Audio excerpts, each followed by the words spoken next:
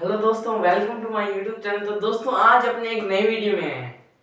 Class 10 की दोस्तों ये पोएम है जिसका नाम है अमांडा। दोस्तों यह एक ऑस्ट्रेलियन पोएम है और इसमें ऑस्ट्रेलिया के कल्चर को ही देखते हुए ये पोएम को बनाया गया है। दोस्तों जो इसके राइटर है ना वो है रॉबिन क्लाइन। दोस्तों अमांडा के राइटर का नाम है रॉबिन क्लाइन। अब मैं आपको इसमें एक छोटी बच्ची होती है उसके बारे में कुछ बताया गया है कि उसकी मदर है, उसको वो है क्या क्या कहती है। अब मैं आपको सबसे पहले इसमें जो पोएम है इसके कुछ इंपॉर्टेंट वर्ड्स बता देता हूं। मैं इंपॉर्टेंट वर्ड है देखना। पहला है हंच, जिसको अपने ए लंप कुबड़ ऐसे करके बैठते हैं ना, ये कुबड़, इसको कहते हैं hunch a lump. Slouching, to sit in a lodge altitude, झुकना को कहते हैं। लैंग्विड, पुल, इसको कहते हैं अपने सुस्त। एमरेल्ड, जिसको आप ग्रीन कलर्ड ज्यूल भी बोल सकते हो, पन्ना भी बोल सकते हो आप जिसको। Blissfully, great happiness. ब्लिसफुली का मतलब होता है आनंद, एक्साइटेड, उत्तेजित। हर्ष्ट का मतलब होता है साइलेंस। हर्ष्ट का मतलब साइलेंस भी बोल सकते हो और आप हिंदी में देखो तो हर्ष्ट को अपने चुप भी बोल सकते हैं, चुप एकदम। सल्किंग, सल्किंग का मतलब होता है उदास।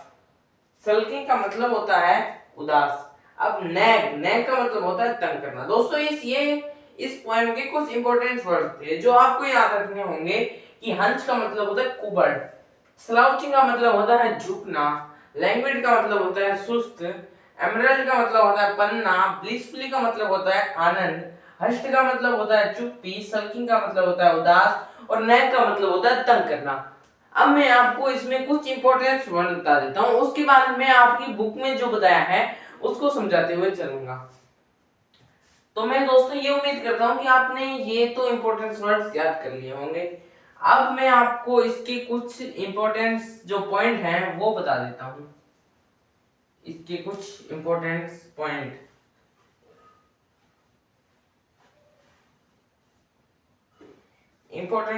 है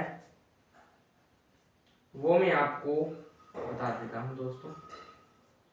इंपॉर्टेंट पॉइंट इसमें क्या है। ए स्मॉल चाइल्ड, एक छोटी बच्ची होती है। ए स्मॉल चाइल्ड, इसमें छोटी बच्ची होती है। Fed up school going girl, fade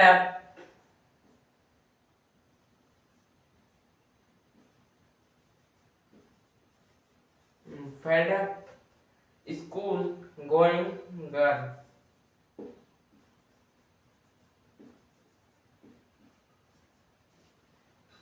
wants freedom and peace,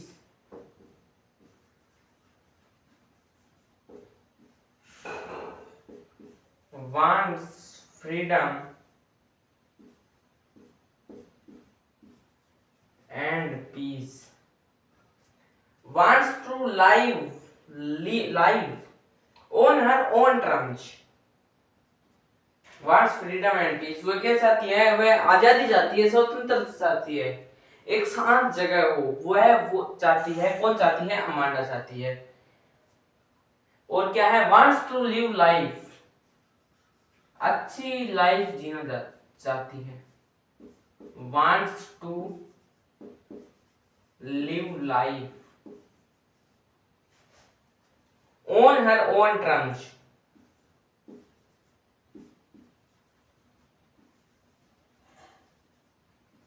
on her own terms। Next है इसमें no interference, no interference, no interference.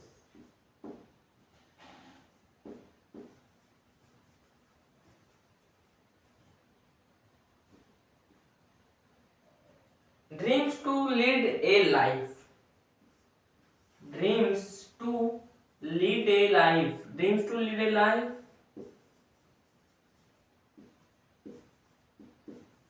Then more freedom.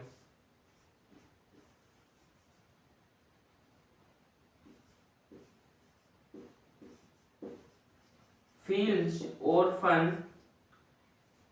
has more freedom. वह क्या चाहती है? स्वतंत्रता ही स्वतंत्रता चाहती है, आजादी चाहती है वह। इसका मतलब यह है कि वह अपने रूल्स का पालन करे, वह दूसरे रूलों का पालन न करे, वह अमांडा चाहती है। Wishes to have a life, wishes, wishes का मतलब क्या होता है? विशेष का मतलब होता है इच्छा। Wishes to have a life in a tower, life in a tower, like Rapunzel, like Rapunzel. अब दोस्तों रपंजल क्या होता है? इसमें एक नया वर्ड है रपंजल। एक स्टोरी है, एक पोएम है, एक स्टोरी है। उसमें क्या होता है? एक लड़की होती है और उसको क्या कर दिया जाता है? उसको श्राप दिया जाता है और वह एक महल में रहती है। तो दोस्तों आपको मोटा मोटा तो ये समझना है कि रैपंजल है वह एक राजकुमारी है। बस आपको ये समझना है, रैपंजल का मतलब समझ में आ गया। रैपंजल एक राजकुमारी है जो कि एक महल में रहती है अकेली। अब ये दोस्तों कुछ इसके इंपॉर्टेंट पॉइंट थे कि अमांडा है a small child, fed up school going girl, wants freedom and peace, wants to live life on her own terms। वह क्या चाहती है कि अपने ही टर्म्स, अपने ही बनाए हुए कुछ पदों के अनुसार ही वह चलना चाहती है। No interference, dreams to lead a life, feels orphan has more freedom, wishes to have a life in a tower like Rapunzel। अब दोस्तों आपको ये इंपॉर्टेंट पॉइंट थे वो आपको समझ में आ गए। अब मैं आपकी बुक में क्या दिया हुआ है वो थोड़ा बता देते हैं। अमांडा की पोएम है, हाँ अमांडा की पोएम है। तो इसमें क्या बताया है? सबसे पहले लिखा है every child feels that she or he is controlled and is instructed not to do one thing or another. You too may feel that your freedom is curtailed. Write down some of the things you want to do, but your parents, elders do not allow you to. To read the poem aloud from pairs, each reading alternate stanza, you are in for a surprise. इसमें ये बताया कि जो भी हर प्रकार का बच्चा होता है ना वह फील करता है, जो ना उसके ऊपर कंट्रोल किए जाते हैं और उसके ऊपर इंस्ट्रक्टेड किए जाते हैं किसी हर चीज पर, वह क्या करता है? बच्चा फील करता है। और आप इसी प्रकार एक अमांडा है, उनके स्टेंजा के बारे में आपने पढ़ेंगे। अब दोस्तों इसमें पहला स्टेंजा क्या कहता है? Don't bite your nails. Amanda, जो अमांडा है उसकी मदर ये बात कह रही है कि डोंट बाइट योर नेल्स, कि अमांडा आप अपने नाखूनों को ऐसे मत खाओ Amanda. Don't hunch your shoulder Amanda, कि आप अपनी कमर को ऐसे कुबड़ निकाल के मत बैठो अमांडा। हंच का मतलब मैंने बताया ना, हंच का मतलब होता है कुबड़ निकालना, झुकना।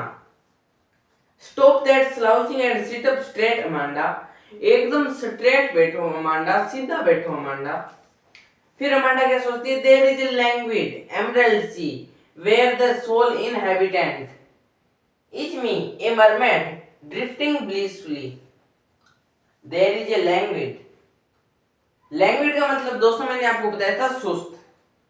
एमरल्ड सी, वह एकदम सुस्त रहना चाहती है, जैसे वो सी होती है ना समुद्र, उसके पास में कितनी शांति होती है, उसी प्रकार वह क्या रहना चाहती है? सुस्त रहना चाहती है। Where the soul inhabitant is me, जहां पर आत्मा क्या करे? खुश फील करे। Is me a mermaid drifting blissfully, blissfully का मतलब मैंने बताया था great happiness, great happiness। blissfully का मतलब मैंने बताया था आनंद, आनंद, excited, उत्तेजित। नेक्स्ट है इसमें did you finish your homework Amanda, क्या आपने अपना होमवर्क पूरा कर लिया है Amanda? Did you tidy your room Amanda, क्या तुमने अपना रूम साफ कर लिया है Amanda? I thought I told you to clean your shoes Amanda, मैं सोचती हूँ कि मैंने आपको अपने जूते साफ करने के लिए भी बताए होंगे। दोस्तों ये ऑस्ट्रेलिया की है। इसमें ऑस्ट्रेलिया के कल्चर को देखते हुए ये पोएम बनाई गई है। किसके द्वारा बनाई गई है? रॉबिन क्लीन के द्वारा बनाई गई है। ये दोस्तों आपको याद रखना पड़ेगा, अमांडा के राइटर हैं, एग्जाम में पूछा जा सकता है। अब दोस्तों अपने इंडिया में ऐसा नहीं होता। अब इंडिया में अपनी जो मदर है वो इतना नहीं कहती जितनी ऑस्ट्रेलिया में कहती है। आई एम वन ऑर्फन, मैं चाहती हूँ कि मैं अनाथ होना चाहती हूँ। Roaming the street, I patterns of dust with my hushed bare feet, the silence is God, the freedom is sweet. कि वह अमांडा है वो सोचती है कि मैं अनाथ होना चाहती हूँ और मैं अपने पैरों से रेत की एक क्या बनाना चाहती हूँ, एक रेत का रास्ता बनाना चाहती हूँ मैं। अब क्या है? Don't eat that chocolate Amanda, remember your acne Amanda. Amanda वो चॉकलेट मत खाओ, रिमेंबर योर एक नेक अमांडा। अब दोस्तों एक नेक कब आते हैं? एक नेक अपने 12 या 13 वर्ष 13 ईयर्स में क्या आने लग जाते हैं? एक नेक आने लग जाते हैं दोस्तों। एक नेक फोड़ा फुंसी जो होते हैं ना उसको अपने एक्ने कहते हैं। तो वह एक्ने कब आने लग जाती है? 13 इयर्स की आने लग जाती है। अगर आपकी बुक में या एग्जाम में कोई क्वेश्चन पूछे कि अमांडा कितने साल की थी, how old do you think the Amanda is, then you can write the Amanda is 13 year old. Next है इसमें, will you please look at me when I am speaking to you Amanda. अब इसमें क्या कहते हैं कि Amanda क्या तुम मेरी ओर देखोगी, मैं आपसे बात कर रही हूँ। इंडिया में ऐसा नहीं होता, इंडिया में इतनी बार नहीं कहते जितना ऑस्ट्रेलिया में कहते हैं। I am Rapunzel, I have not a care, life in a tower in tranquil and rare, I will certainly never let down my bright hair. इससे दोस्तों रपेंजल है, मैंने बताया रपेंजल एक राजकुमारी थी जो एक टाउन में रहती, जो एक महल में रहती थी, जिसको श्राप दे दिया गया था और उसके बड़े बड़े बाल थे। जब भी उससे कोई भी मिलने के लिए आता तो वह अपने बालों को छोड़ देती और उसको बालों के ऊपर चढ़ के वह उससे मिलने चला जा सकता था। तो वह अमांडा क्या सोचती कि मैं रेपेंजल होती और मैं अपने बालों को नीचे ना फेंकती, बालों को किसी को चटने के लिए, किसी को मिलने के लिए अनुमति नहीं देती। काश अगर मैं ये ऐसी होती। क्या? रेपेंजल। कौन कह रहा है? अमांडा कह रही है। Stop that sulking at once Amanda, you are always so moody Amanda, anyone would think that I nag at you Amanda. इसमें जो अमांडा की मदर होती है वो क्या कहती है कि आप इतना घबराओ मत, मैंने तो आपको 10 20 लाइन कही है, इसमें मैंने कुछ नहीं किया, लोग सोचेंगे कि मैंने आपको क्या पता कितनी बातें कह दी। तो दोस्तों यही पोएम है, इसकी जो राइटर है वो रॉबिन क्लीन है। और इसमें हाँ ये क्वेश्चन आ ही गया। मैंने आपको बताया था कि एक ने कब स्टार्ट होते हैं, एक ने 13 इयर्स को स्टार्ट हो जाते हैं। तो इसमें बताया है how old do you think Amanda is, Amanda कितने साल की है। तो आप लिख के आ सकते हैं कि अमांडा इज 13 ईयर ओल्ड या 12 ईयर ओल्ड, इनमें से कुछ भी एक लिख के आ सकते हैं। How do you know this, आप ये कैसे जानते हैं? हम इसे ऐसे इसलिए जानते हैं क्योंकि जो एक्नेक है वो हमको पता है कि एक्नेक कब आने शुरू हो जाते हैं। एक्नेक 12 या 13 इयर्स की में ही आने लग जाते हैं। दोस्तों यही अपनी पोएम थी जिसका नाम था अमांडा। उम्मीद करता हूं कि आपको जो दोस्तों अमांडा की पोएम है उसको एकदम इजीली समझ में आ गया होगा कि अमांडा जो काम करना चाहती है वह क्या नहीं कर पाती है। तो दोस्तों यही अपनी स्टोरी थी अमांडा, जिसके राइटर हैं रॉबिन क्लाइन। तो अपने अब नेक्स्ट वीडियो में मिलेंगे, तब तक के लिए दोस्तों धन्यवाद, थैंक यू।